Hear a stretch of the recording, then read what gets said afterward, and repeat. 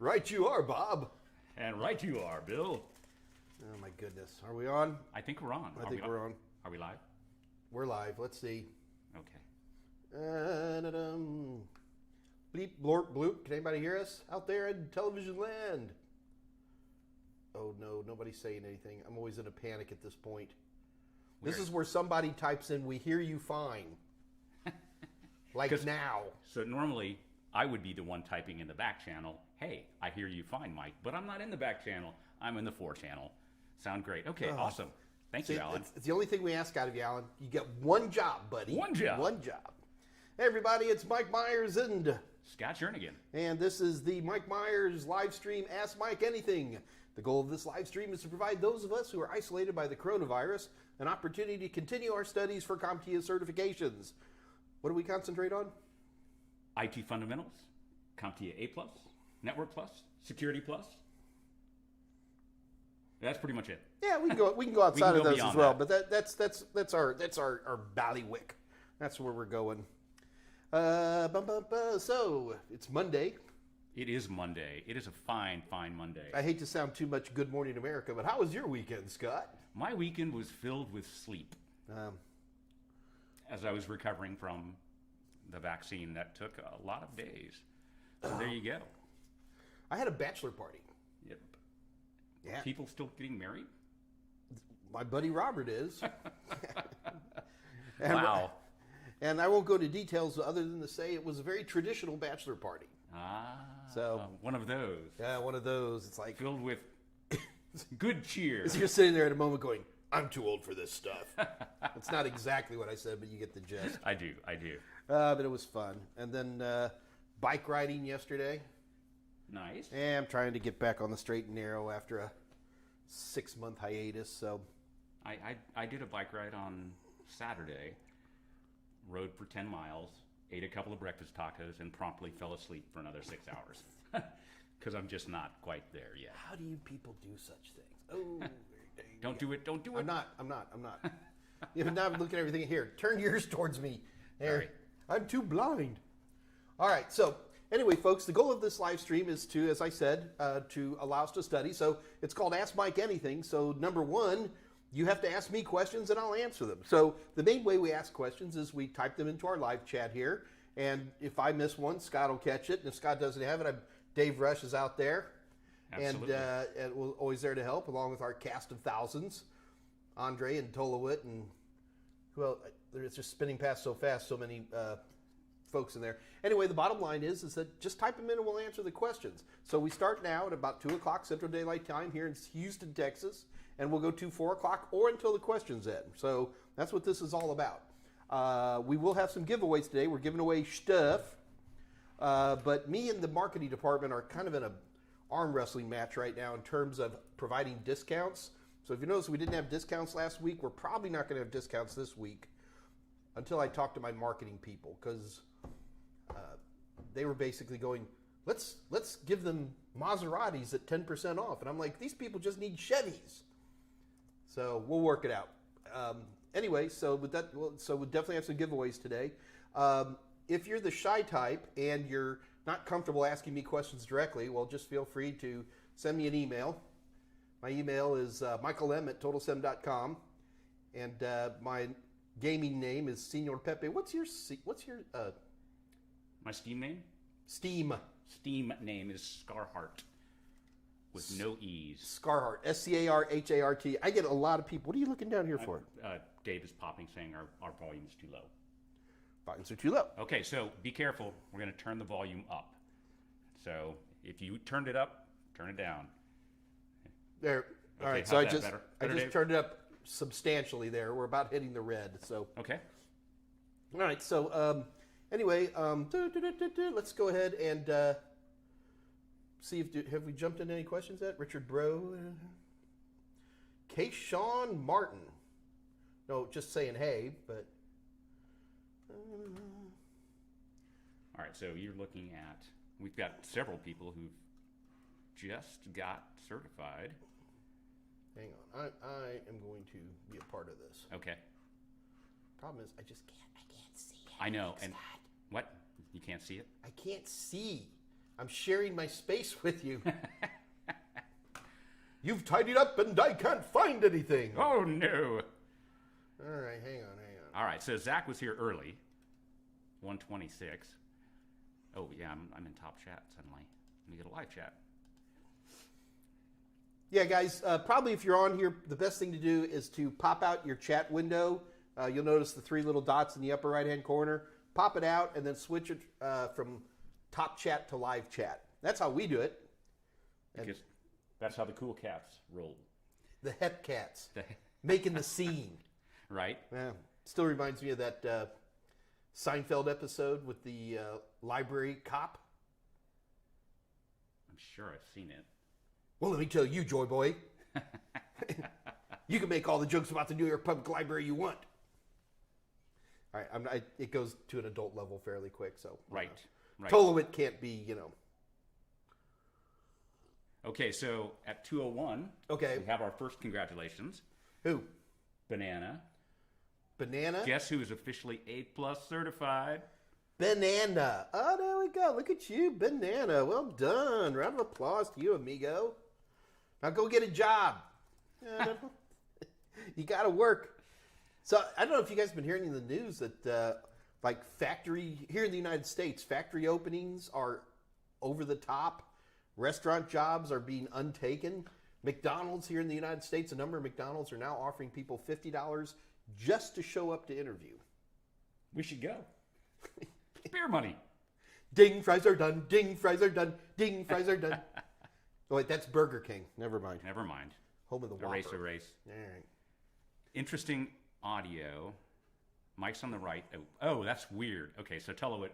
I knew this was going to happen. Yeah. We're still, this is yet again, after a year. Let's play with more things now. So we absolutely are that we're splitting a stereo signal. Right. With our 2 microphones this close, I figured that was going to be better, but you do get a little of the one on one side, one on the other. Yeah, but Tellowit says that I'm coming out the left speaker and I'm sitting on the right, and vice versa. Which is awesome. And yes, it is me with no mask. Wow. I'm shaking, literally. This is the first time I've been around. Don't lick me, madman. I was going to cough. But then I realized I'd do that to you and you'd be like, ah! And then you'd be like, I'm melting. And your little dog, too. Go ahead, Scott. Tell them about it there, Mr. No, that was it. That was it. I was like, I didn't realize when I got here. I'm like, why am I shaking? And realized that it was just air coming into your nose and going out without being blocked by Lycra or whatever the hell these things are made out of. Yeah. Or you're hauling around with an N95, aren't you? Yes, I am. Good God. First time I was here, I was double masked. Did I tell you this and is 15 feet away. So do you remember last August when I was taking my little road trip? Mm-hmm. So of course everyone's wearing masks at every hotel and everything's being doused in Lysol. And there's this couple that jumped into an elevator with us, and they had on temporary, the throwaway mask. Mm-hmm. And the lady looks at the guy. She goes, "I think I have on your mask." And he goes, "Why? Does it smell like nachos?" It really happened. That was so funny. Does it smell like nachos? Well, mine's Shalimar and his are nachos.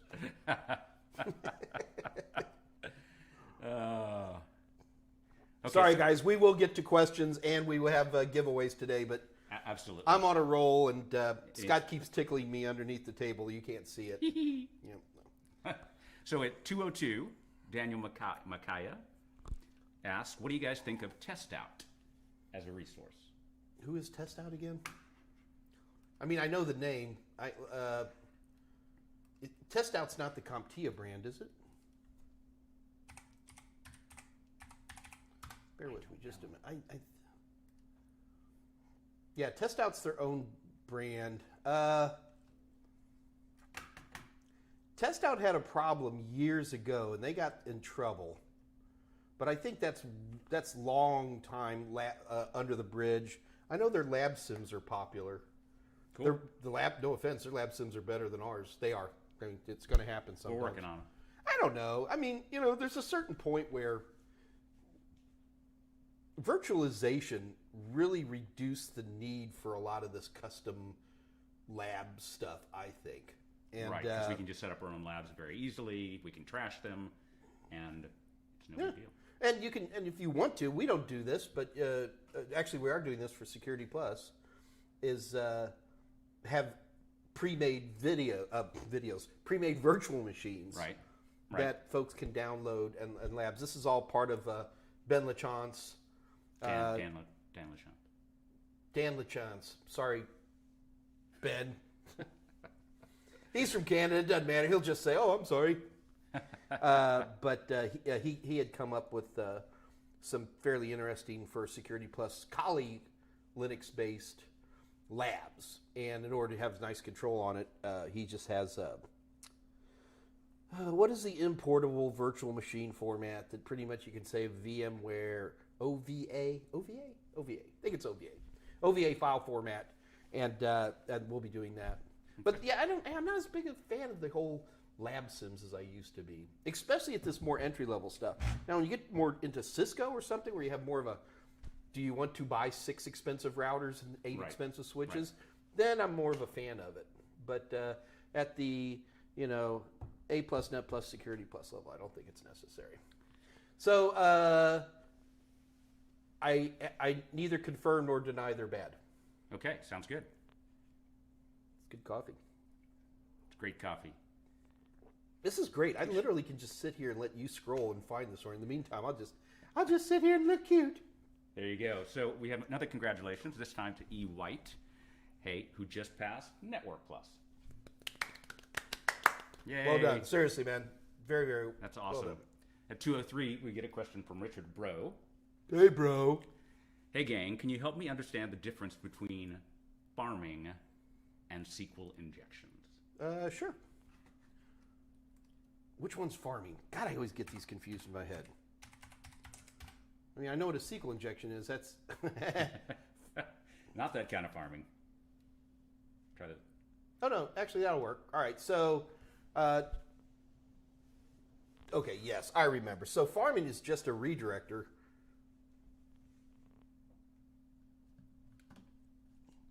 I'm not sure. Okay. Richard. Okay, so farming just means to redirect, try to get people to redirect from a particular website they want to go to a fake website. A SQL injection is an attack that attacks a SQL database. Now, keep in mind, pretty much any web application today has got some database behind it. We certainly do. Sure. We got lots of tables behind ours. So if we can stick in, enter your name, and we can sit there and type, my name is Mike, open parens, equal join, and run a SQL in a entry area that should never have raw SQL like that. Mm-hmm. And that's what a SQL injection is all designed to do, is take advantage of bad error checking and injecting SQL code where SQL code should be, in hopes of either knocking the system into a reset, bringing up your authentication to a level where you can do naughtiness or something like that. So that's a SQL injection. Farming is simply some way to get somebody, hi, this is Wells Fargo. Please enter your username and password. Gotcha. Okay. Cool. Hope that answered your question, Richard. I forgot what farming was. It just slipped. Too many things. Whoop. Super scrolled. Yeah. Dave Rush is putting lots of stuff into the chat there. Yes, he is. And telling us what he's doing. So, it's all good.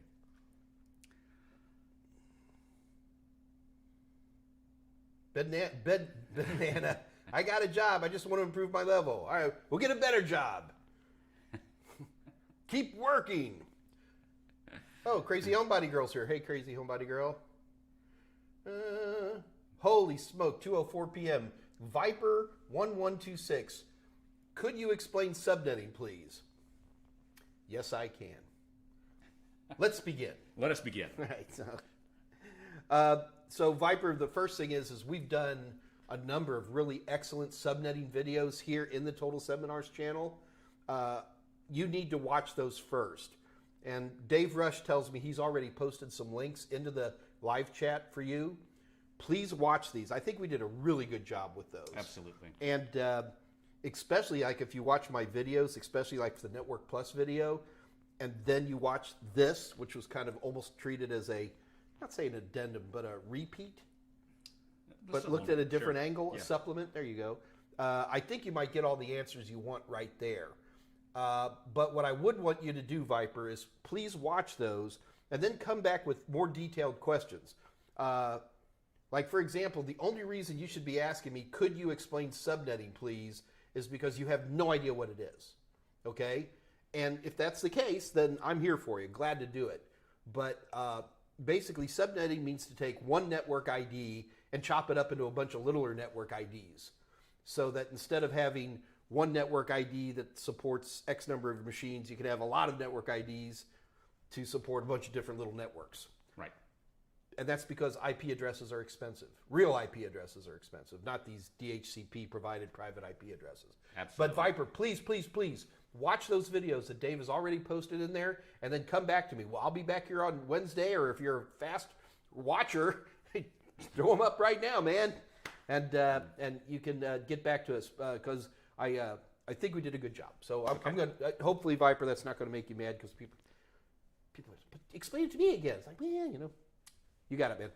All right, so at 206, Majdi Daifa asks, what's the difference between TCP and UDP? Sure. Okay, so TCP is probably 98+% of all the traffic on the internet or on any TCP IP network. That's why we call it TCP over IP, TCP IP, because TCP, UDP, ICMP, IGMP, they're all kind of that same like layer 4-ish, layer 5-ish protocols, but because TCP is by far the overwhelming one, that's going to be the one that does it. So basically, TCP is connection oriented, which means any TCP connection will start with a handshake between whoever is serving and whoever is the client, and right. UDP is connectionless. In that case, one side just starts sending stuff and hopes the other one's got his catcher's mitt ready to go. Right. Yeah. Sorry, do you want to explain catcher's mitt to anybody from Belgium out there? No, it's all good. American sports. Yeah. Smoke? I'm good, thank you. So, that's all I had to say. What? DNS uses UDP. Does DNS use UDP? Yeah. It's port 53.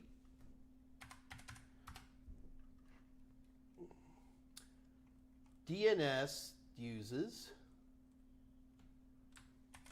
Now Scott's nervous because I'm checking him. Look at you. Way to go. Oh, sorry, didn't mean to touch you there. It's all right. Just don't sneeze on me. Don't lick me. So hairballs. Mike is good on TCP, is very commonly used in TCP IP networks, but one of the big players in UDP, which is the fire and forget protocol, which doesn't require a response, is domain name system, which we use all the time on the web and on networks, period. So cool. All right. Patricia Grace is there. Patricia Grace is here. Teacher Russell's there. That's right. You and your good time. You boys. and your good. He's quoting Seinfeld. Well done, man. That's it. Oh, what a great episode. Yeah, you guys ever want to get a laugh? It's on YouTube. Type in Seinfeld library cop. Hilarious. Yep. And of course, Andre wants you to explain subnetting. Could you explain how subnetting works? Yes. Well, I need pen and paper for it. Yes. Just remember the number 128, man. That's half the battle of subnetting right there. All right, so Kenny Israel at 207. So before I go into that, if we miss a question, because we're looking on one stream at this point, if we missed your question and we're using the timestamps on them so you know where we're at, just ask it again. Easy, right? But at 207, Kenny Israel says, Mike, hey, Mike, I finished the first half of my A-plus book along your videos. I'm going to schedule for the 1001 to get that out of the way. Any advice? Yeah. So, Kenny, make sure you have practice questions. I love our practice questions, and we'll be giving some away today. But make sure you have practice questions. That's the biggest thing. Then, secondly, is schedule it a few weeks from now. If you really think you're studied and ready to go, then maybe schedule it for 2 weeks from now.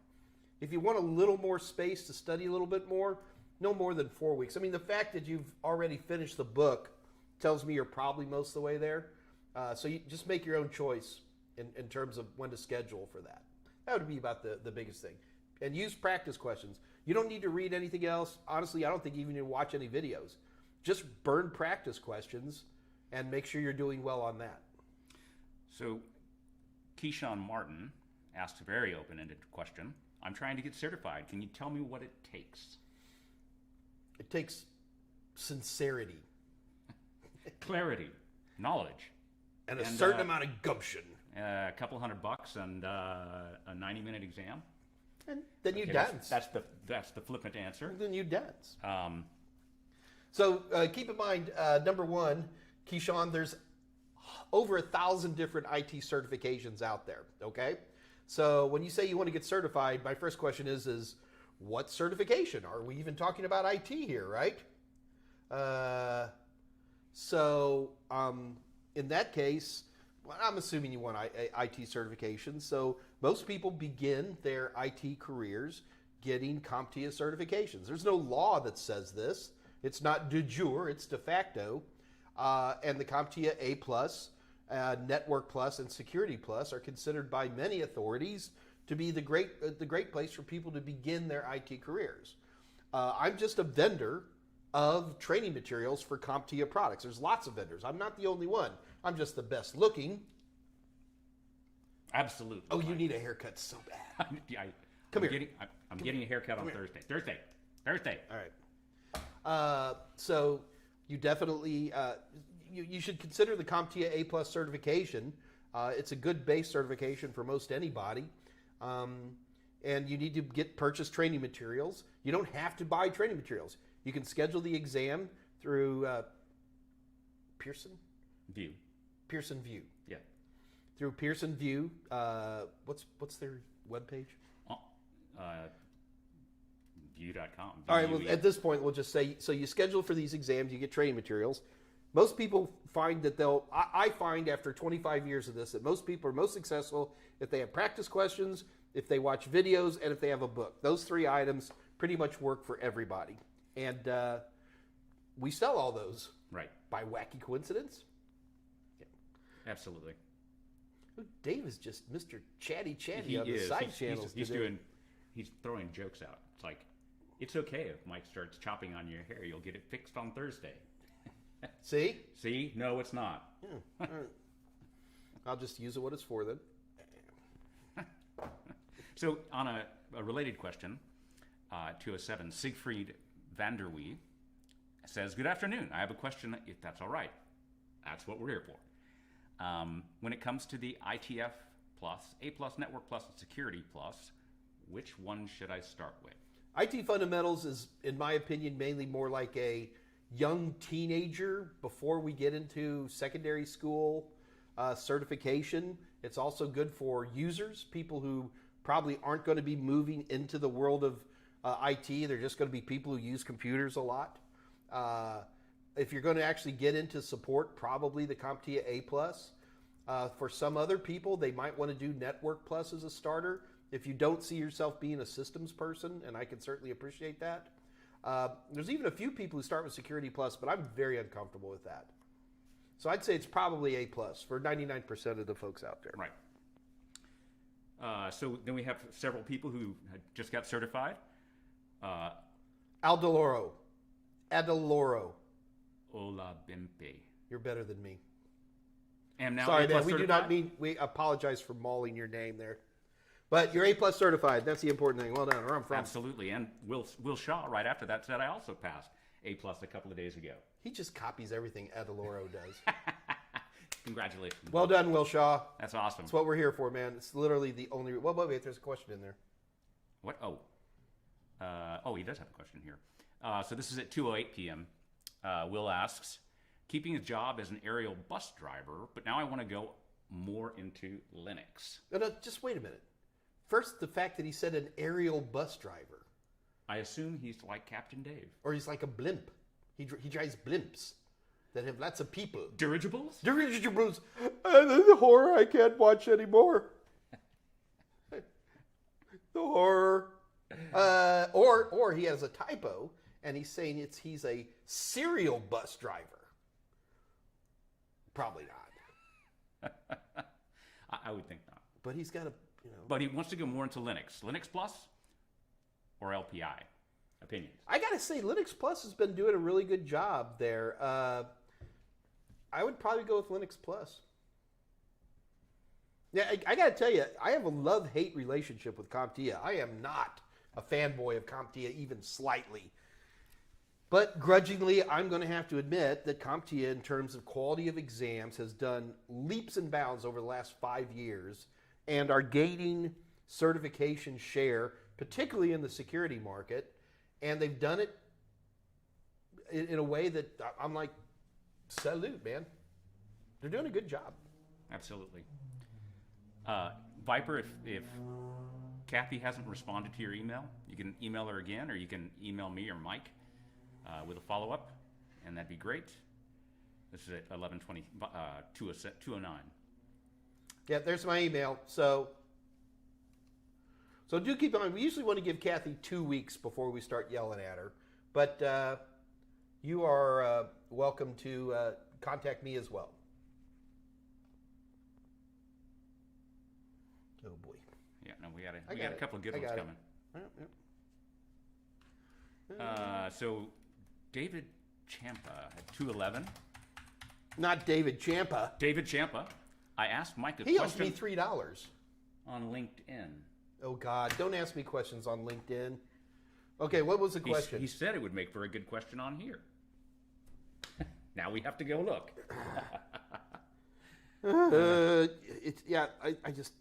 I don't track LinkedIn as much as I should. Yeah, I don't either. And I just super scrolled. Woohoo! See, I'm not the only one. You're not the only one.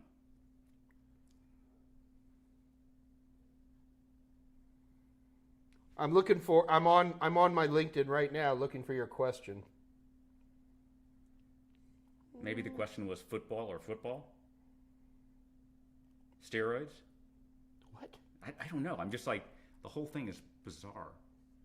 Oh, that's because I'm not wearing my glasses. Oh, I can see clearly now. Wow. David, I can't find I'm scrolling back a week, and I just don't see it. I'm very sorry, because today is a quiet day and a good day for questions, so... Today is a great day for questions. So hang on, let me dig a little bit deeper. Okay. Then, All right. then I'm gonna keep digging. I'm gonna bail and just ask him to send it to me again.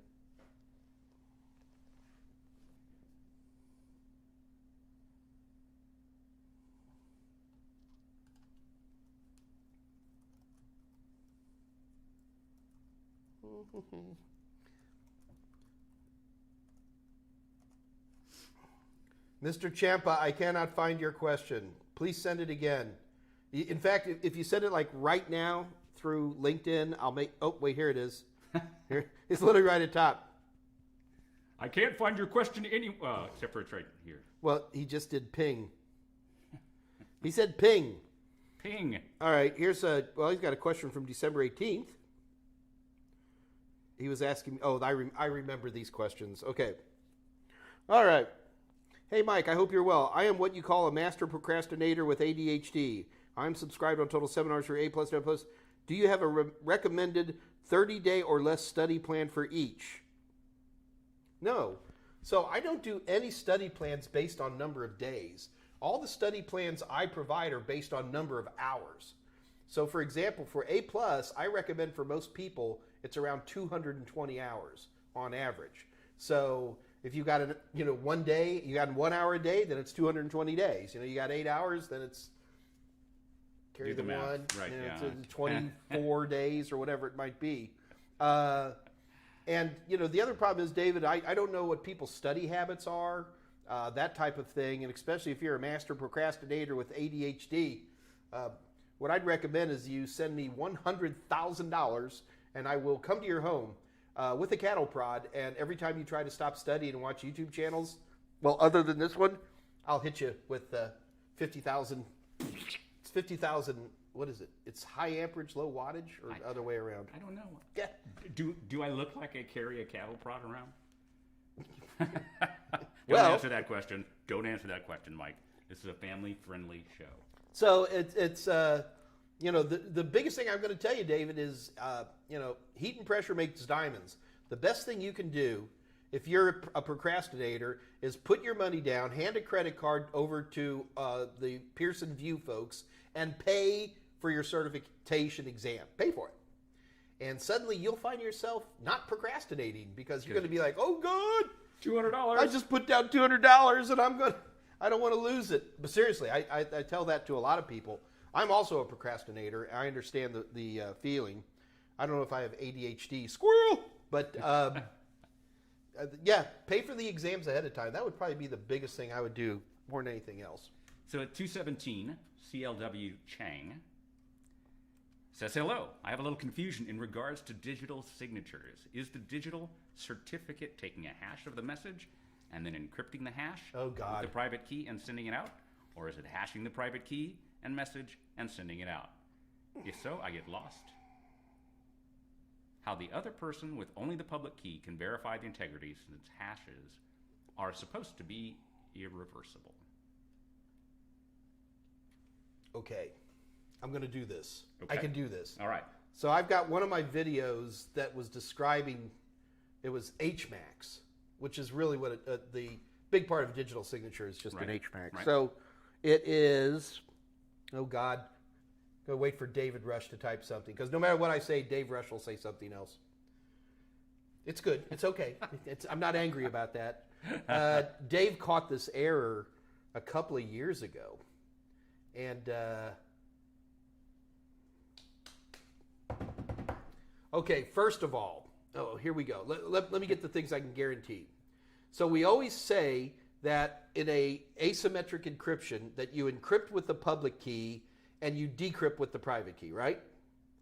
Right. Well, that's actually, there is one situation where you can encrypt with a public key and you can decrypt with a private key.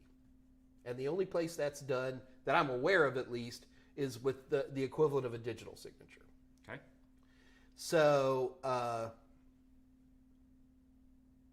okay. You know what? We've been fighting for a topic. You know what we're going to do? What are we going to do, Mike? I want to, and we're going to do this on Wednesday. And who asked this question? CLW Chang. All right, CLW Chang. What we're going to do is on Wednesday, I'm going to do a drill down on digital signature and actually run the HMAC on a certificate and go through the process. So CLW Chang, come back on Wednesday and we're going to do, what do I say here to make sure I get this right? Show in detail how digital signatures work. The reason I want to delay this is because it's a good question, and I want to make sure I get it right, number one. And number two, I'm going to need some graphic support for that. So CLW Chang, please come back on Wednesday. One of the topics is going to be digital signatures in detail. In fact, we'll just follow that up with certificates. Sounds great, Mike. All right. Sounds great. Sorry, man. I just want to get it right. That's why I'm going to delay that one. So at 218, Lily Rios asks, hello, could you explain the difference between DDoS and DOS? Sure. Distributed denial of service means there's lots of zombified computers attacking one source. Denial of service is just a attack. It could be one or a million computers. Okay. That's all the difference there is. Right. It's all football. We play it with our feet. Yeah, I mean, when you got to kick it between the goalposts, sure. Not that kind of football. Real. Oh, the Americans all Real play. football. Yeah, the World Series too, buddy. Never forget that. I ride dirt. Hey, I hear that you're having a little trouble in the soccer world. They're coming up with some new league because all your British club teams are ripping off the smaller teams or something like that. Is this what I heard? Your Manchester United. We'll sort it out. There's billions of dollars at stake. Oh yeah, boy, you got to pay the soccer guys too, or that's the Olympic Committee. Yeah, never mind. Oh, ouch. Yeah. Okay, so I ride dirt we're at 219 at this point. Just scheduled his or her, I don't know, my Core 2 exam for the 27th. Wish me all the lucks. Oh God, I thought he said something else there. Good luck. Good luck to you. I ride dirt. No. What's Kim Jong-Un's here? Gain.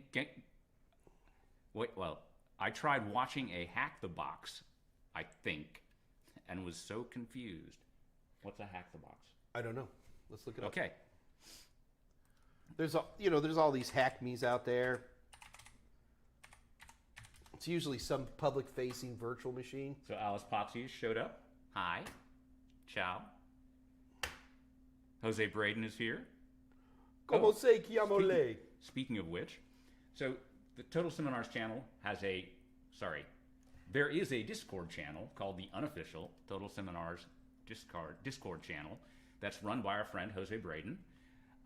Dave Rush will put the link up since I'm completely challenged on doing that with only my little laptop here sitting next to Mike. We often go at the end of these shows. I have these great pauses because I don't use traditional verbal pauses, so that's a serious, just straight up pause. It's because he thinks he's Captain Kirk. Spock. So after the AMAs, Tell him about the damn Discord channel. You mean the doggone? Oh, I'm sorry. A little post editing. Oh, you Puritans! Bleep. Oh God. So the Discord channel is a great place for. In this case, we're up to several hundred people that are regulars on Discord. You can ask questions. We get on after the AMAs, and we're often live with cameras, and we can interact with other people, and it's a very fun thing. And that's hosted by our friend Jose Braden, and several other people are moderators who are here today.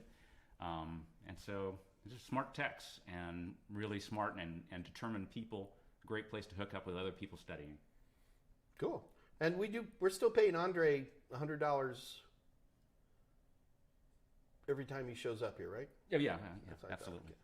I'm sorry, euros. Brexit. Okay. Okay, so 2:20 p.m. Andrew Hutz says, Mike, can you explain rogue DHCP servers and how to deal with them? Sure. For the fact, if you ever want to take any of these on, you're welcome to do that. Well, I don't know anything. Bullshit. I didn't say that loud enough. All right.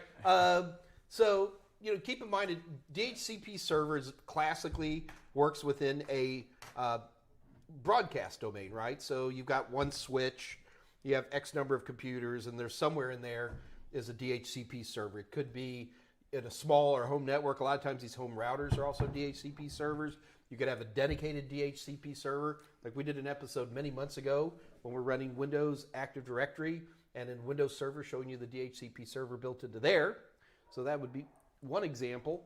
But a rogue DHCP server is simply somebody else has plugged in an unauthorized DHCP server. So this would go under the umbrella of shadow IT. So a rogue DHCP server, in most cases, is not an intentional evil. The folks in the accounting department decided they want a wireless little network within the accounting department. They don't bother telling the IT department, and they just plug in a little wireless access point, plugs it right into the wall, and the thing works out of the box, which is what they're designed to do because because they don't want you calling them for support. So it's easier for them just to make it work out of the box. And so that is a rogue DHCP server. What's the rest of the question? How to deal with them? Well, that's tricky. Find them. Well, no. Unplug Well, the them. main thing you do to find them is that suddenly, some people can talk to some people and other people can't. Right. That's usually the big clue.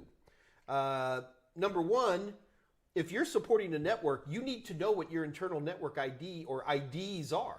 I mean, I just know it. Like here at my house, it's 172.18.13 WAC 24. It's a private IP address. So if suddenly I'm going out there and I can't get to Scott's computer, and I tell Scott, hey, Scott, run an IP config, and he's got a 192.168.1.102 address, that's a pretty strong clue that there's something else passing out DHCP, and that would be an example of a rogue DHCP server. Other than that, you have to do active scanning. Like, for example, there's a lot of port security stuff that are built into, well, Cisco started all this years ago, where basically anybody else who tries to pass out a DHCP other than the MAC address, which is known to be the DHCP server, all the switches and stuff will just squish it. They'll crush it because they know that that's not the DHCP server. Got it. But they can be extremely challenging to work with sometimes. All right, so this brings us up to 221. Okay. And Crazy Homebody Girl says, what's the difference between SALT, IV, and Initialization vector, I'm assuming. and nonce? Is there a difference? There's a massive difference. Yes. They're other than being within the world of cryptography, they have nothing to do with each other. All right, take it away, Mike. Oh boy. Okay, so SALT, most password storage that we see today is you take a password and your system hashes it and then stores the hash. You never see passwords actually stored for like your Windows systems or your Linux boxes or whatever it might be. They store hashes of it. But hashes alone are fairly, unless it's a really long password, hashes themselves are all pretty much, we've pre-run hashes on just about everything, right? So we know every MD5, SHA-1, SHA-2, SHA-512, SHA whatever hash for the password Mike123, okay? And they have these huge tables called rainbow tables that are nothing more than huge pre-hashed stuff. So if I want to steal something from you, if I want to steal a password, I'm going to get a hold of that system and I'm going to copy that hash value, and then I'm going to run it against a rainbow table and try to get an answer for it. So in order to make it harder for people to be able to break hashes like that, what they do is they insert something called a SALT. So if my password is Mike123, they'll insert a SALT, which is an arbitrary string of numbers. And a SALT is not private. Okay. I can figure out what the SALT is. Good luck regenerating an entirely new rainbow table with that particular arbitrary SALT. Right. It's impractical. So that's what a SALT is. And again, you can take SALT to the next level and do key stretching, things like bcrypt. Actually, WPA, PSK does key stretching as well. All right. So what's the next question? What was? Where'd it go? Sorry, it's right there at the top. Wiggle it. Oh, there it is. Okay, so initialization vector. Initialization vector is used primarily for streaming encryption protocols. It has a few other homes, but mainly the goal of a streaming protocol is that we basically encrypt one bit at a time. Now that always drives people nuts because they're like, well, if it's a 1, what can I encrypt it into? A 1 or a 0. Right? So a lot of people, they go, well, if it's a 1, all I can do is encrypt it into a 0. It's like, no, not really. It could be a 1 or it could be a 0, okay? But the problem is remember, like with block encryption, you grab 64 bits or whatever it is and do your do, okay? With streaming protocols, It's a technical term, do your do. yeah. So, but with the streaming protocol, you need something to kind of start the process, and that's what the initialization vector is for. So, for example, with RC4, you're going to see an initialization vector with the with wireless networking in particular, WEP and WPA. They pretty much all had initialization vectors. In fact, that's what got WEP in trouble was the initialization vector. If you keep sending out the same initialization vector, people are going to be able to crack your stuff, right? So you want to tweak it around. And with WEP 20 years ago, they kind of, like a secret decoder ring, they just incremented it one click at a time so it was predictable. So that's an initialization vector. What was the last one? Nonce. Okay. So a nonce is it's a cryptographic process where we're trying to get to something. So we may have some intermediary, temporary stuff being passed back and forth, and that would be a nonce. Probably easiest nonce to think about would be like with Diffie-Hellman. So in a Diffie-Hellman, we start off with some initial value we both know, but then we have to pass each other this temporary value. It's not even really encryption. It's more like just a value, right? Mm-hmm. And then we both run it through our Diffie-Hellman engine on either side, and it will come up. We will magically come up with the same value, which can be a symmetric key, right? Okay. So with Diffie-Hellman, these values that are being tossed to get us to that point are nonces. So almost any time in encryption where you see a couple of small values being passed back and forth until the main job is done as a nonce. So you'll see this in TLS encryption. You see this in wireless encryption. Yeah, that's all it means. Okay, awesome.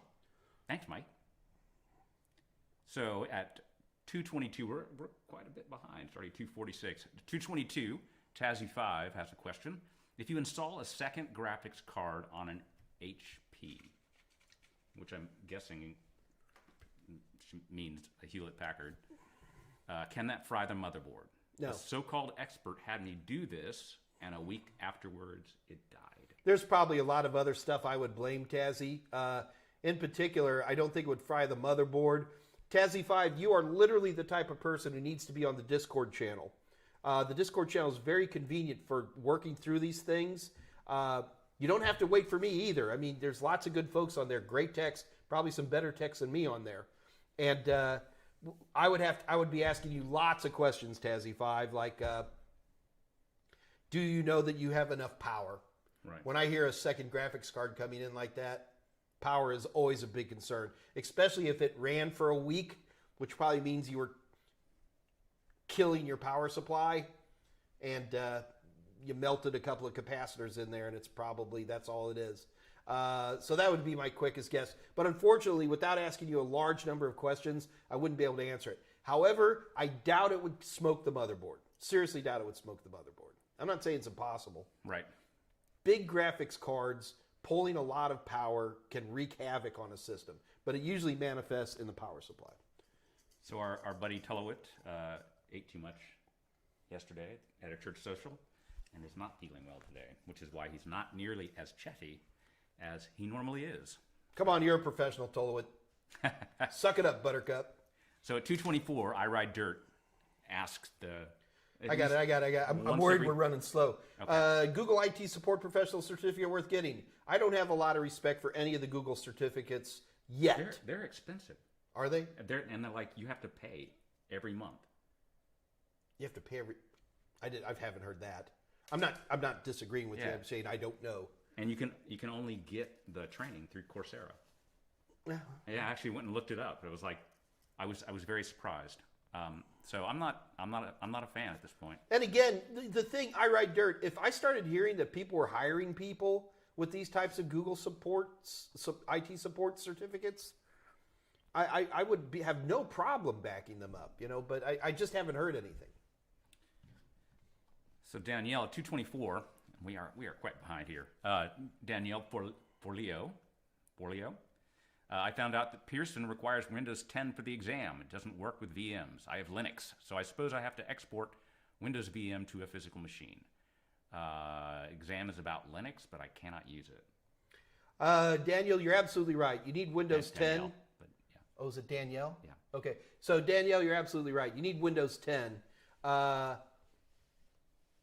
Windows 10 most certainly does work with virtual machines, but they're not going to let you take the test on a virtualized Windows 10 box. So yeah, they got you on that one. Super scrolled. Okay. Hold up. We'll work together here. Yep. Together we can do this. Together we can do it. Together we can make this happen. So the YouTube scroll feature, every once in a while, will just kind of zip all the way to the bottom, and then... Oh, no! Wait, I gotta stop. Gyro Nunez, he barely... Oh, okay, Gyro, first of all, felicitations on not passing your A+, all right? Everybody fails. These are not, these are not SATs or, things like that. You just retake them. So number one, yes, I know it's an inconvenience to retake the exam. Yes, I know it costs money and time. I understand that. But it's not that big of a deal, all right? So, Jairo, what you've got to do, like right now, is you probably need to reschedule that exam for maybe 2 weeks maximum, or 2 weeks, or 2 to 3 weeks, all right? Okay. And the only thing you need to do is pound on practice questions. Just grab all the practice questions you can and hit them. You will pass on the second attempt. I can't say I guarantee it. Mike Meyers guaranteed it. I wasn't able to pass. But yes, don't panic. Don't let it get you down. I have failed far more certification exams than you will ever take. It's okay. You're in good company. All right, so no. So Will Shaw did clarify that he's an airline pilot. And in fact, he flies Delta into IAH, as in our airport. Wow. One of them. Because Houston's huge. We have multiple airports. I was going to make some joke about people from Atlanta or something like that, but I can't come up with anything quickly. You should probably leave the whole Georgia jokes out. No. I was going to make jokes about Delta. Oh. Did you hear about the 2 Delta pilots? They flew a DC-9 into Intercontinental Airport, and they land the plane. They're like, wow, that was the shortest airstrip I've ever seen in my life. But wow, is it wide? That's all I got. That was something. That was something. Right now, there's a bunch of balloons coming down on that guy because it's the 1 millionth time he's heard that joke. Okay, where are we at, dude? We are at right around 2:30. Jose popped in, said hi. At 2:29, Joshua M. says, would it be worth waiting for PCIe 5 and DDR5 before building a new high-end PC? There will always be a technology coming in the future that will stop you from wanting to buy something today. The only time that I would be tempted to not buy whatever's available today is if there was a definite ringer technology around the corner that was well publicized. Well, for example, a few months ago, I built a desktop system knowing full well I was going to put an RTX 3080 in there. I ain't got no RTX 3080. I don't think any exist. Yeah, I think so I'm running smoke and mirrors. Yeah, so I'm running an old 570 in there right now, which is fine. Yeah. But don't use that as a criteria. That happens at all levels of technology, not just system building. I've seen people like, well, we need to build a wireless network here, but we're going to wait until, Wi-Fi 6 is well set up. I was like, well, you're going to be in trouble because the first versions of Wi-Fi 6 coming out anyway, 802.11ax, are not going to be perfect. They're not. We're already seeing bandwidth issues with some of the 802.11ax equipment, but, most of these have, processors in there that could be easily firmware upgraded. They got the radios in there. Right. There was just some issue. But that's a terrible thing. The other one that always gets me is like even cabling. It drives me insane. Or people like, which cabling should I put in? You put in the most expensive cabling that your budget allows, right? Right. So like today, Cat 6A is the thing, but there's some Cat 7s out there. If you can find Cat 7 distribution frame stuff, punch downs and things like that, go for it if you can afford it. And you're talking $300 plus per drop, as opposed to $100. Maybe say $150 for Cat 6A these days. But the most important thing about technology is that it will always march on. And no matter what you do, and no matter what you buy, the moment you turn it on and get it up running, you get about 30 minutes of being the cool kid before another technology is going to pop. And that's always going to happen. Oh, and by the way, the desktop system you want will always cost $2,700. No exception. I've been saying that for 20 years, and I've always been right. So there you go. So with inflation, it's cheaper today. So it No, it's still $2,700. I'm telling you, man. You know, people are like, oh, well, yeah, I can buy a gaming system for $800, and you can. Yeah, but it's not going to have an RTX 3080 in it. It's not going to happen. You can't even buy an RTX 3080. And now we're talking, you know, you have dual, 2K monitors on the minimum side, right? Yep. 4K for us hep cats. So, you know, and monitors, that's the other place they'll get you, man. It's just, there's always something new. Remember curved monitors? They are still a thing. Oh, God, what a mess. 3D, LED backlighting where the back of the monitor would light onto a wall. They'd have the different lightings on those. So many different things out there. SLI. Have you seen an SLI system in the last 3 years? No. I haven't either. Not one. I don't think they exist anymore. They're still functional. They're still capable of it, but nobody wants to do it. So a couple people, Misach. Oh, man. Yeah. Just like Mike, I apologize in advance. Yeah, you're such an American. Yeah. You're an American. What? Several people have asked for ways to memorize port numbers. Dave Rush has posted the link to, Dave created a great ports and protocols document that you can download, print out, make yourself some flashcards. I know it's old school, but it works. This is just rote memorization. Well, I mean, it's not only is it rote memorization, but more, you should be practicing with tools like, NetStat, TCP view, things like that, or even now built into Windows 10, Resource Manager, things like that talk about the different port numbers, right?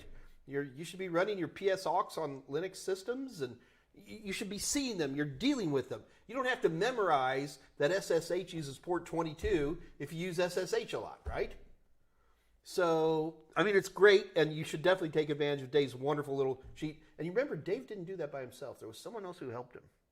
He was a viewer on here. Whatever. But, using the technologies is also a really big help. So, Andrew Hutz pointed out we're 30 minutes behind. Okay. That's because when we're together, we talk a lot. Andrew Hutz, I have an 8-port hub.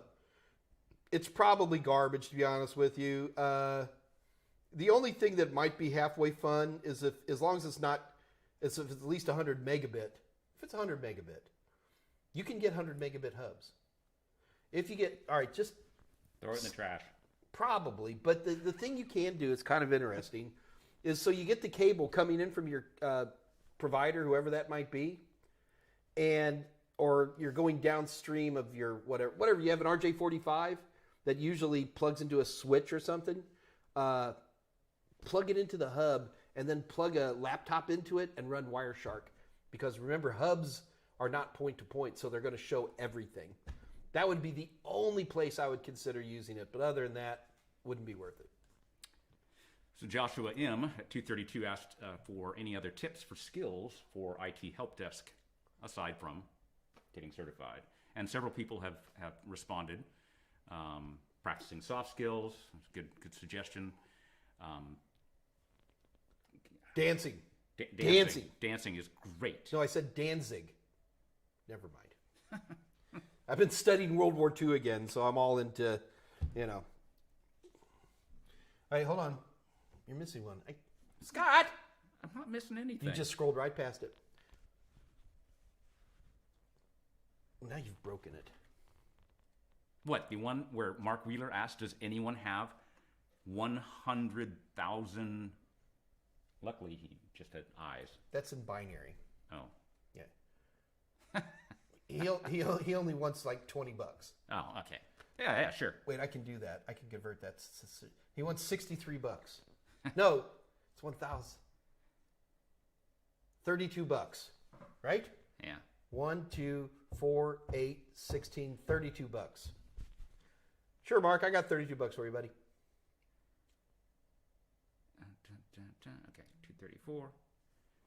Your phone is blowing up on us. My phone is always blowing up. I normally turn it off.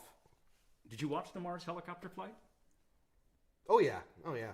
Hey, guys, did you see what I got on? 40th anniversary of the first shuttle flight. Which is awesome. Yay. Yeah, if it's NASA, I watch it. I mean, how cool is that? The first helicopter flight that we know of on another planet. Now, if we just had Dr. Manhattan taking a picture of it, that would be even better. What? Dr. Manhattan? Really? Really? The Watchman? You don't know who Dr. Folks, please send $1 million to the Let's Get John. That's John. Your name's now John, Scott. Scott Jernigan up to speed on regular pop culture. You never saw The Watchman? No. Oh, my gosh. Oh, my gosh. Do I have to turn in my geek card? Please don't hate him. Please don't hate him. All right. So we're rolling here. So yeah, Teacher Russell pointed out, again, that you were going to do a topic on defrag, trim. There's no way I would have agreed to that. Last week you mentioned making a topic of how optimization... What's AFU? We did. We absolutely did. It was what you were asking for, Teacher Russell, was trim. And first of all, I thought we did one of these, and we had some nice graphics and everything that was talking about defrag and SSD trim. I think well, you definitely did it in your A+ video series, but I don't know that we've done it on the AMA. All right. Teacher Russell, you're absolutely right. See, I'm writing it down this time. It's like I tell the tax man every year. I forgot. So, what is it? Trim? What does he want? Optimization. Okay, just what's it's a defrag with trim. I could do that. Teacher Russell, I apologize. I do remember saying that, and I have sinned against you. We'll have it Wednesday. Done and done. That's an easy one to do. Okay. I can do it in my head, but I'd rather have the graphics because I always get block versus page confused on SSDs. Once I look at it again, I remember. Right, but, right. You know, yeah. So several people have asked about whether they should take, since there are 2 Security Plus exams out right now, whether they should take the 501 Really? or the 601. Hey, these are all new students. They're Are they coming good? in. All right. So, No, it's okay. No, you should always take the old exam whenever possible. Always take the old exam. The reason you take the old exam is, first of all, no one's ever going to ask you ever which exam you took. They'll ask you when you took an exam, and most certification, this is not just for Security Plus, folks. I mean, most exams have some amount of overlap. The vast majority of certifications have an overlap. Everybody, we have a much better understanding of what's on the 501. You know, we can tweak our videos and practice questions. It's hard to tweak books, but we can tweak them, and you're going to have a better chance of success with the older exam. Now, keep in mind that the 501 is going to retire in July, so we've got 3 more months. That's a long time. There was a big overlap on this one. Yeah. Which is good. But yes, always take the old exam. And again, not just for the Security Plus, not this one case. You always take the old exam. right. So Dark Halo at 238 says that he or she, they, I don't know, I just scheduled my Network Plus exam for June 29th. You can do this. I'm super nervous. Yes, it's totally normal not to feel ready for the exam. Absolutely, totally normal. Absolutely. So Dark Halo 314, I hope are you using my practice questions? That would be a good thing. So here's Nigel giving me trouble again. Hi, Nigel. How you doing? Nigel loves me. 2 professionals who don't know what Hack the Box is. So Nigel, what does that tell you if neither me or Scott know about Hack the Box? Does that, you know...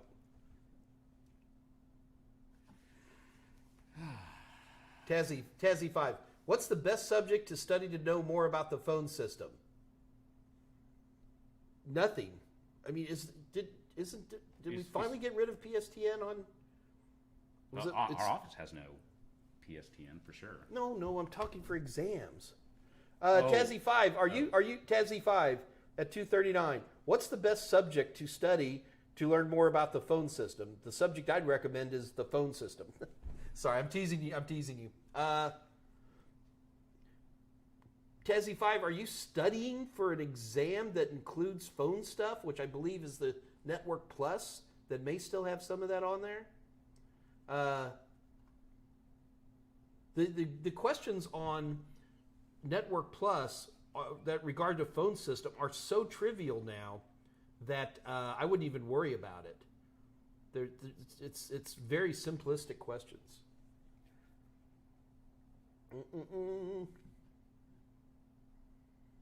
Reading questions. Okay, see how it is. You kind of got to. There's that moment where we pause. From And somebody's that supposed. There we go. moment on. And then Mike starts singing, because that's how we roll. I could do here in Portland. Somebody in Portland's like, what? Oh God.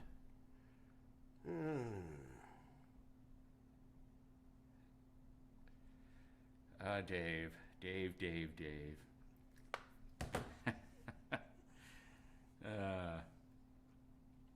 Dave Rush is a very funny guy. He is that.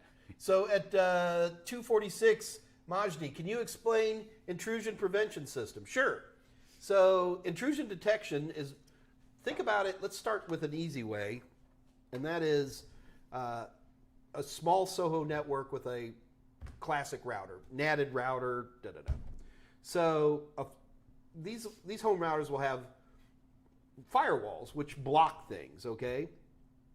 But intrusion detection is still kind of like firewalling, but more than that, intrusion detection makes an alarm that lets human beings know that naughtiness is happening. Intrusion detection systems, a classic intrusion detection, which is basically nothing more than a smart firewall that warns people, almost doesn't exist anymore. Because we use intrusion prevention, or IPS. Intrusion prevention systems, let's go with that same smart firewall, except not only is it going to detect an intrusion, but more than that, it's going to stop it. And it usually does that by shutting off a port number or a physical port. It can do that too. Or it can block an IP address or something like that. So in the most simple description, that's the biggest difference between IDS versus IPS. Now then we could go into a lot of, inline versus offline, Right, that's and exactly what I was gonna started go. putting Yeah. in all the different types of sensors and things like that. And next thing you know, we're talking about STEM. Go ahead. Okay. Scene. Yeah. And notice the quizzical stare I was when I wondering, looked at him. I was wondering why you were giving me that Guadalcanal 1,000-yard stare there. And I was like, yeah, STEM. Yeah, there you go.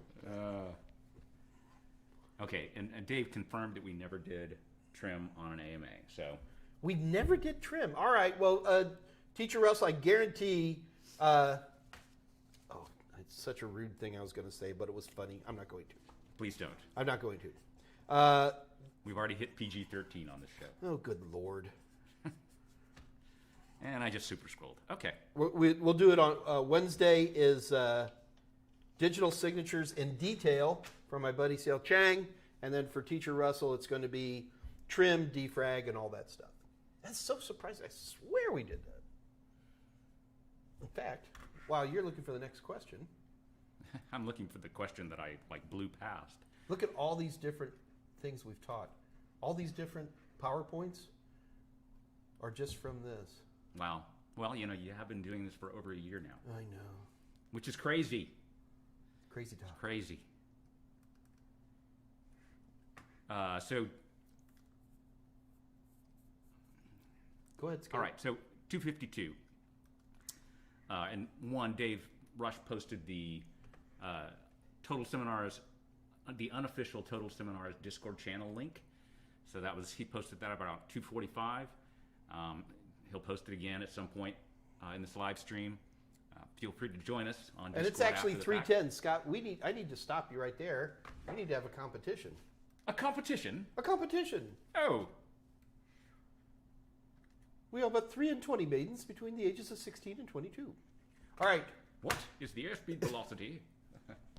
Some call me Tim. Tim. Oh, great, Tim. Okay, you guys ready to have a competition? Here's how the competition works. Number one, this competition isn't fair, all right? So if anybody gets all whiny and stuff, well, tough banana peels. I try to make it as fair as I can, but unfairness happens. I'm going to put up a question from our test banks, and I think I'm going to do Security Plus today. And what we're going to do here is you guys answer the question. You guys answer the. This is not what I want. What have you done, Scott? What have you done, Mike?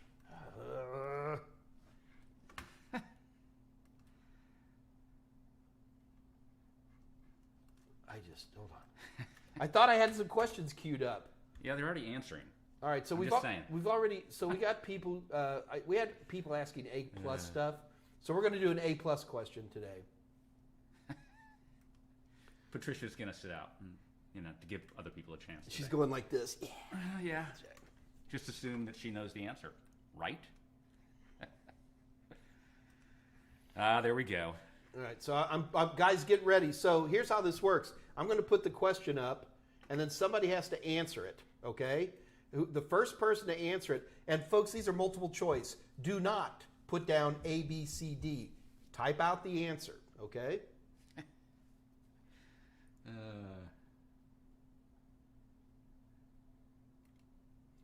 I got to get a question up. You got to get a question up, yes, absolutely. Because they have answers. They have lots and lots of answers. Okay, all right. Because worse than that, I'm going to have to scroll this so it fits into their window. Yeah. I got this. You can do it. You can do it. Okay, you guys ready? All right, it's going to take me a second to make this nice and pretty.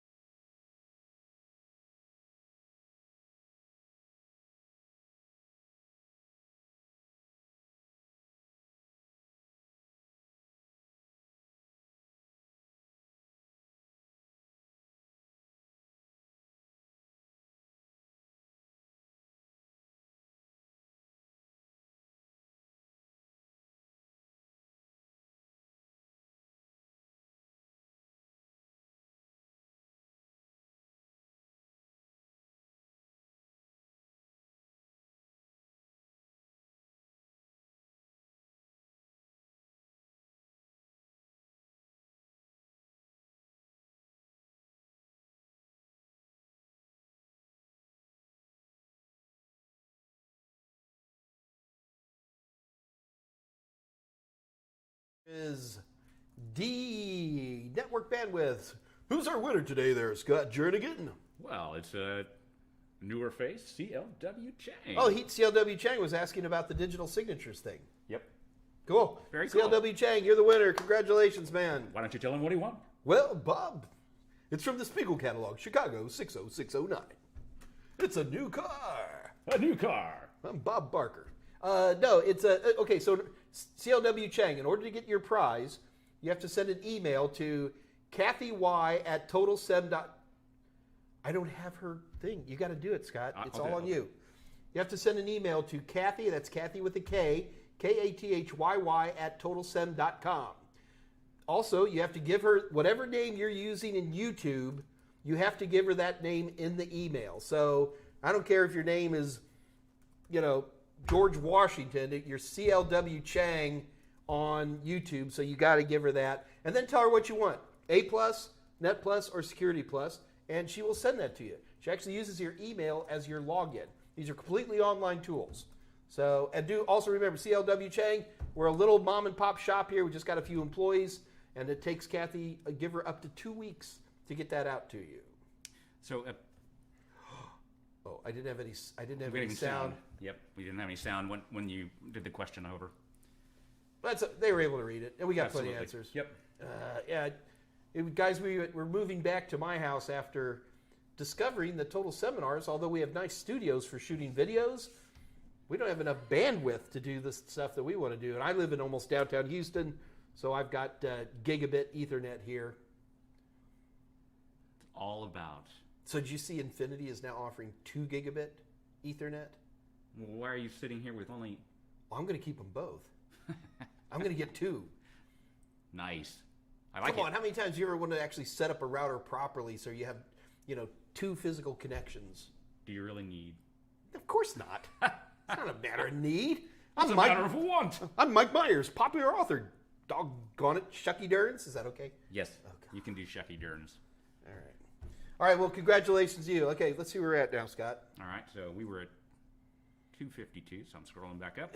I actually wrote it down. Judson. So David Champa asked, Cat 8, buy it or wait? Good to run or wait? So Overkill for current network speeds, but the fastest accepted standard right now is Cat 6A. There are other but they've been doing this for decades at these, and you got to keep in mind things like Cat 7 and Cat 8. They don't even actually necessarily talk about a particular type of Ethernet to run on those. They just talk in terms of cycles per second, megahertz. right. So where that's going to go, we don't know. I think you should always grab the highest level cable you have. It's a lot easier down the road if you end up having to rip out a bunch of jacks because they're not right and maybe put in a different punch down Yeah. than to have to rerun new cable, because that's ugly. That is an ugly, ugly thing. So also at 252, Hyro asks, hey Mike, would you recommend to take the CompTIA A+ at home or at a testing center? I'm more of a testing center person, but a lot of people are really enjoying taking it at home. Keep in mind that at a testing center, if there's hardware problems, it's not your fault. And if something goes wrong, nobody can put something on you. At home, it's easy to accidentally plug in. We had a viewer here who literally got cut off because she plugged in a USB keyboard. She was just trying to move faster, plugged in a USB keyboard in the middle of the test, shut her down. Clang. You lose your money. Yeah, I was about Goodbye. to say, no refund if you mess up your exam. But, the nice thing about being at home is, it's the convenience of being at home, of course, and if you have the hardware, go for it. There's definitely a convenience to it. I'd go either way. So 252 is like a hot spot for questions. Yes. So Marathon Sela, hey Professor Mike, what are your thoughts on Offensive Security Certified Professional Certificate? I hear a lot of people that enjoy OSCP. We see it on job demand. Yeah, I got no problem with it. But most of the time, I'm not sure I would just grab it just to grab it. It's expensive. It's expensive. Yeah. That's exactly what Zach answered like a minute later. It depends, and it's expensive. Oh, you guys, I got an offer from EC Council last week. EC Council calls me up and they're like, "Hey, Mike, we want you to do a video for us on tunneling." I'm like, "Cool, I'll do a video on tunneling." And they're like, "Here's a pair of dice, a couple of quarters, and some naval lint."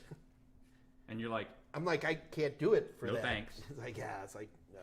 Oh, and I had to produce the entire thing by myself. They had no studios or anything. They're just make one. It's hilarious. No. Hilarious. Yeah, so Andrew is following up with the hub. It's not even 100 megabit. It's trash. Yeah, it's garbage. Throw it away. Will I be releasing a 601 course anytime soon? Yes. Yes. The book should be out literally. Oh. I I got the author copies today. Oh, you didn't bring And one? I didn't bring it. Well, why is he shipping them to you and not to me? I don't know. Yeah, so the Scott Jernigan, Mike Meyers 601 Security Plus book is out. Head over to Amazon, pick yourself up a copy. The videos with Dan LaChance are probably just a few weeks out. Yep. And so we should be in good shape there. So yes. Deveda.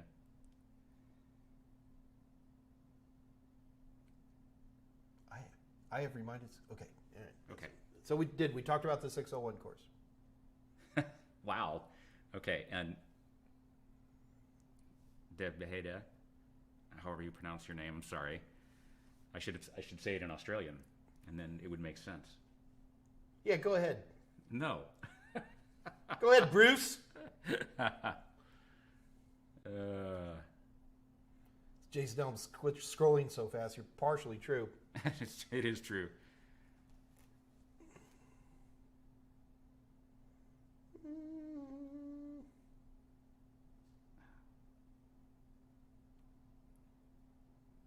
So the 901 and 902, this is at 3:04 p.m. Siegfried asks about taking old exams. Can I still do 901, 902? No. No, you cannot. They're retired. They're gone. You can't take old exams. The only reason that you can take the 501 exam is because there is because it's not retired. Right. And because CompTIA is being polite, right? They come out with a new exam and they wait for people who are studying for the old exam to finish their study cycle and be able to take the exam. Yes, of course. So that's always good.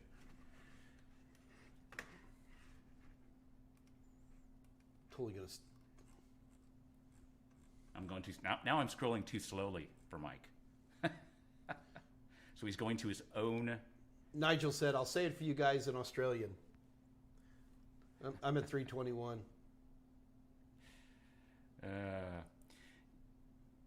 Yes. Sorry about the. We're working on the sound. Is the sound bad still? No, just when we flash to a different screen. It's back on that. Oh, Lord. Go ahead, Scott. I want to do a cert for fun. This is at 316. Andrew Hutz. While I do my degree, what should I get certified in? God, for fun? For fun. Cisco. Andre was like, do ITF Plus with Scott Jernigan and learn about peanut butter and jelly sandwiches. It was a funny video.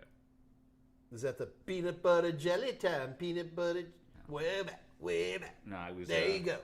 Now I'm on it now. Programming using peanut butter and jelly. Peanut butter jelly. Go ahead. It was fun. I got to smash with a baseball bat. No, I'm really done now. It's the coffee. It is the coffee. Morning is his time. The earth wakes up with me. It's all about the djembe. Darn tootin', David. Do you still remember how to play a drum? Sure. I play every I'm not week. so sure I am. I play gonna every say, week. We could entertain the kids. I'll grab the djembe and you can grab one of my bad drums. Oh, that would be fun, Mike. Can you do? No one ever. Do you remember how to do like reverse ballady or? Yeah, I you really? literally play every week. I'm still not any good, but I play every week. Oh yeah, I'm terrible, but I'm sincere. Richard James, do you think there's value in having unrelated degrees for a career in IT? Yes. Scott has a history degree. And a political science degree. Yeah. Neither of which has anything to do with IT. But I'm approaching 30. Your wrists are still cartilage. With a master's in something completely unrelated, and I like to change careers. Yeah, there's tons of jobs in IT where they're just looking for a degree. So I don't think it's a problem. What you want to avoid are the programming degrees, which tend to look for computer science degrees. But a lot of times, having any form of bachelor's degree with a couple of certs under your belt definitely puts you towards the front of the line. Yep. In fact, sometimes it can be a problem because they'll might be worried you're overqualified. Guillermo's back. What's the best way to remember port numbers? Guillermo. Dave posted. Dave Rush posted our ports number a link to that a little earlier in the He feed. put it back up again. Oh, he put it back up? Awesome. Great. Print it out. Make flashcards. You got this. Why don't we have on masks? Because we've all been vaccinated. I had my second vaccination 3 weeks ago. And I finally got my second as well and have been sleeping for 4 days. And my boobos are down. Isn't that what they called it in the Black Plague? I don't know. The things that were under their arms? I don't know. Boobos. Come on, Mr. History Major. That's so post my time. Who was the king after Edward I? Henry. Edward II. Wasn't Edward the Which- first? Of England. Well, and almost Scotland. Edward Longshanks? History degree. Uh-huh. Mm-hmm. Useful. Just ask Andrew Huss. He knows. That's right. 324 EMH. Mike, do you have any info for Server Plus, and is it worth it? I don't think so. I just haven't. The noise is going down on it, and I haven't heard anything in a while. Honestly, I would be, if you were looking for an alternative certification that we don't hit on hard at Total Seminars, it'd probably be Cloud Plus. Would be the one. I mean, I'm not saying we don't. I'm not saying we don't hit on it. I'm just we don't have a book. We've got a Udemy and video course. Yes, I know that. Absolutely. I'm literally on mine trying to make yours go. Oh, here, this is a touch screen. Let me. It is a touch screen. Scott Don't touch hates, my monitor. Scott hates fingerprints on his monitor, so I'm always like, here. And I Walking around with Windex, you know. Why are we talking about masks? What? Somebody's got 255, 255, I know. 255. Jason. Nice one. Oh, the mask. Okay, got it. Guillermo Moreno, where are the practice questions? Well, we had We one. just contest. gave one away. We literally just gave one away. What time is it? 3:27. You want to do it one more time? Let's do one more time. There you go, Andrew the Huts. Yes, Edward I was Longshanks. Therefore, Mike was Right. right. That's right. That's all. What's his name? The guy painted himself with woad. Robert. No, not Robert the Bruce. He was William. Oh, come on! Famous Australian actor. One moment, please. There's just dead air. Go ahead, entertain him while I'm trying to Absolutely figure this out. dead. Because I am going to figure this out. Mad Max. What's his name? William Wallace. William Wallace. Thank you. That's actually not the actor's name. I don't even care about the actor anymore. I give up. Mel Gibson. Siegfried van der Wee. Ooh, he's a Siegfried van der Wee. He's one of the wee people. Oh my God, where have you guys been all my life? Right here, baby. Right here. Mondays and Wednesdays are officially my favorite days of the week. You right back at you. And speaking of Monday and Wednesday, Mel Gibson. Ugh. Friday, we have Dave Rush doing his Ask Me Anything. Dave, what's the topic for this week? I don't know because I faded out on Friday's show. So he will post up what the Friday from 2 to 4 is what is called drama. The Dave Rush Ask Me Anything. DRAMA drama. Right. And the Friday show is based around uses for the Raspberry Pi, which is a totally clever, amazing little machine that runs versions of Linux. And we use it for learning all kinds of cool stuff on A+, Network Plus, and Security Plus. What are you doing? I'm looking for my Pi. I thought I had a Raspberry Pi here. I'm so going to pat you down before you leave. So the drama on... His pockets were full of pie. Running Zoom this week on the Friday show, so that should be very cool. Running Zoom and games. So... Okay, well, very good. All right. Yeah, it'll be a very cool show. 329, Monique. Hello, first time joining the live stream. Hey, Monique. Thank you so much, Mike Myers and Total 7 for an amazing course. A+ is very engaging. I'm glad you're engaged. I killed Kenny. I can't say it because Scott will freak out. You can't say it. They're going to demonetize us. I swear, we're going to find a different platform. All right, guys, we're going to have another competition. We're going to stick to A+ questions, okay? Okay. So remember, the first person who answers correctly is going to win access. It's either 90 or 180-day access to A+, Net+, or Security Plus practice questions, okay? So guys, get your hands on the mice. Get ready. Here we go. Oh, and Jason Helms, he does. So the sound is going to cut out as soon as Mike puts the question on. So read it silently. Here's the scoop. Don't type A, B, C, or D. Actually type in the answer that you think it is.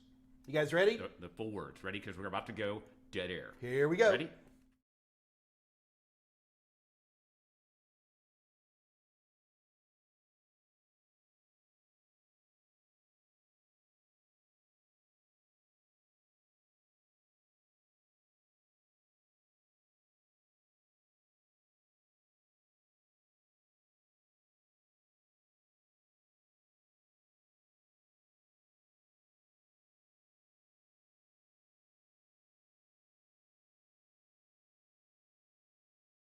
Hybrid. There, I think we're on now. I think I fixed it. So we have... Really? We can speak? We can. Excellent. All right, we got some answers in We there? got a ton of answers there. Okay. So the answer is... I haven't even read the question. Company needs complete ownership of its data. What's the flexibility for a third party? Help manage storage with the fund. Sounds like it's private to me. I think it's private. Let me check. Your answer of B is correct. Okay, cool. Yeah, private cloud. All right, Scott, do we have a winner? We do. We have several winners, all of who No. say pass it on, which is cool. So, and that's the fun part of these contests is everybody can play. If you already have the... We never have that big of a crowd, so lots of people have won so many times, they're just give it away. All right. So, who we got? Our Australian. Is it Seriously. Dev B. Hedda? Dev B. Hedda from Australia. You are the winner. Congratulations to you, sir. Or ma'am. We don't know. Yes, of course. I am not designed for this world. You are not. I'm going to go to... Or the 21st century. I'm going to Bhutan. Anyway, congratulations, Dev B. Hedda. So in order to claim your prize, all you have to do is send an email to Kathy Y, that's Kathy with a K, Kathy Y, KATHYY, at totalsem.com. You need to include your actual name, so you need to put that Dev B. Hedda in there, and then you need to tell Kathy which one do you want, A+, Net+, or Security Plus, and then give Kathy a couple of weeks. She'll send you an email back with your logon information. So that's all it works. And Scott Jerningen's going to put all that information in there. You should cut and paste those. I have it cut and paste on my other... I have 3 monitors at home. It's much easier than doing this on my laptop. Okay. But congratulations to you. Well done.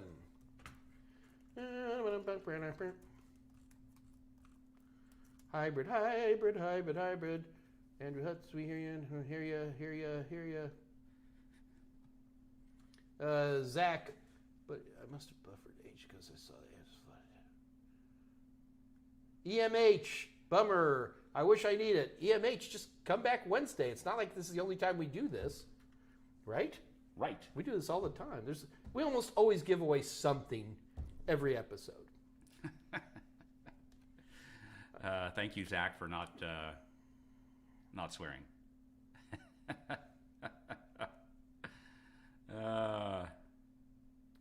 Siegfried, I hope I'm not being a bother. No, that's what we're here for. This is Ask Mike Anything. Absolutely. I now have your A+ book for exams. And besides the book, I have always found that most people will find that having practice questions, videos, and books, that those 3 things combined tend to be the most successful combination of tools to allow people to successfully pass any IT certification. Not just mine, but any of them. So I would always look towards those 3 products. Inuit Poe, am I late? Yep. Yeah, we start at 2 p.m.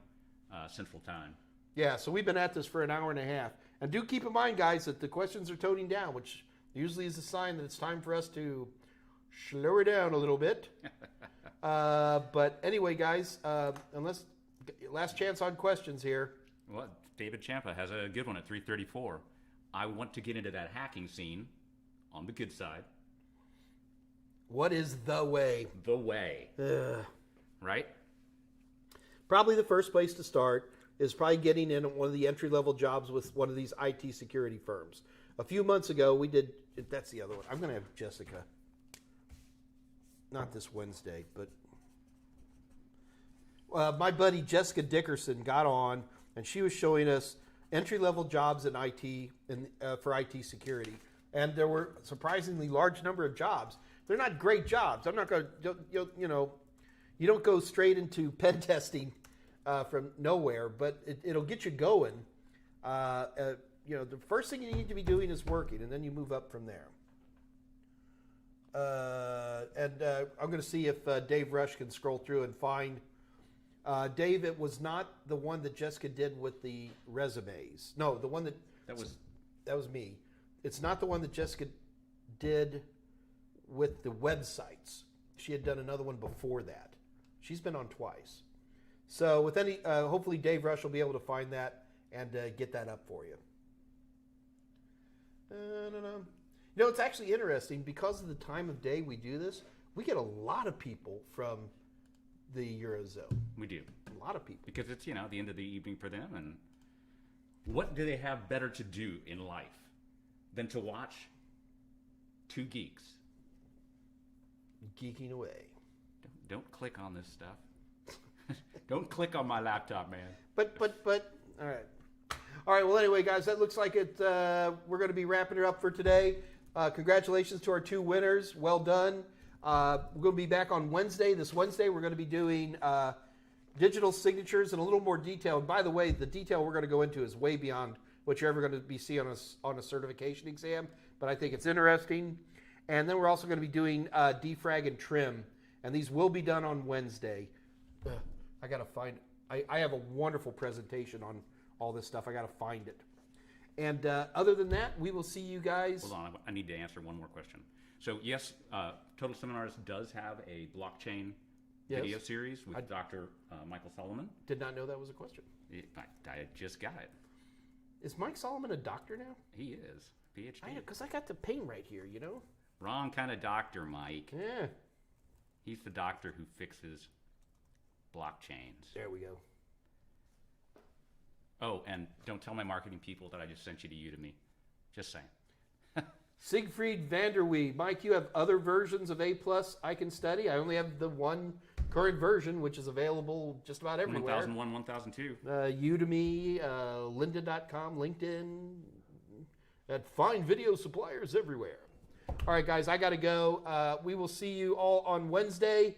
Be ready for more fun stuff, digital signatures, defrag, trim, and giving away practice questions as always. So until then, and if you want to, the Discord channel will probably light up after this.